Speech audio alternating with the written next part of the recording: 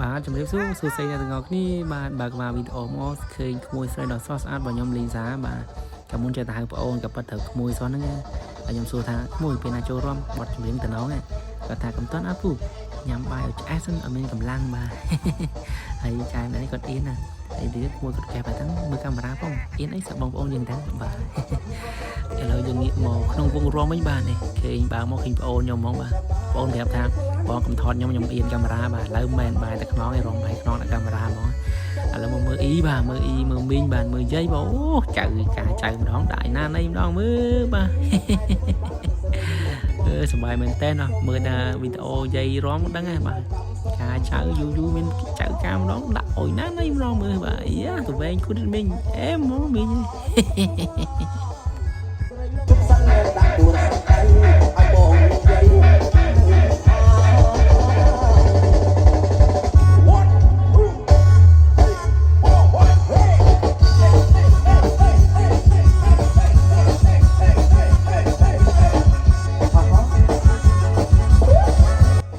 ពេលនិយាយលេងមួយមីងនឹងនិយាយឥឡូវមើលអ៊ីម្ដងបាទមកអ៊ីណាខ្ញុំដាក់តែការក្មួយម្ដងផងនិយាយដាក់ណានេះម្ដងមើលបាទ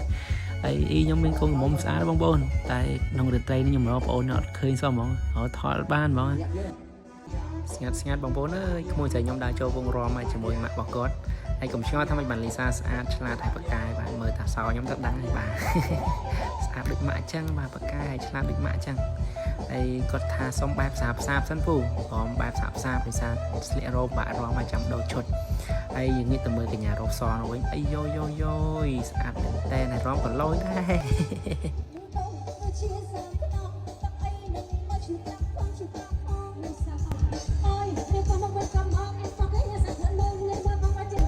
ក្មួយស្រីខ្ញុំបដូរឈុតហើយបងប្អូនបាទនេះបដូរទាំងអ៊ីដូរទាំងក្មួយមិនដែរបាទនេះឈុតអីក៏ស្អាតដែរបាទហើយអ៊ីនេះដល់កអ៊ីឈុតឈើសบายបាទចែកដល់នេះដូរឈុតតែថតចំបត់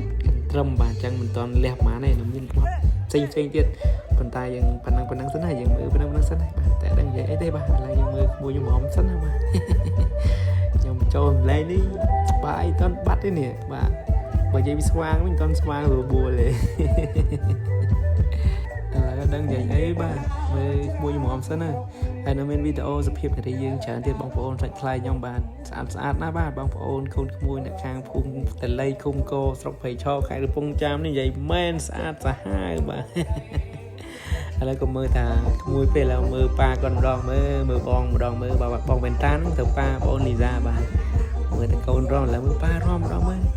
អូននេះចាក់ក្បាច់នេះបាទបងអូនថ្លៃខ្ញុំបាទអូបាទអេមកចកេះល្អណាស់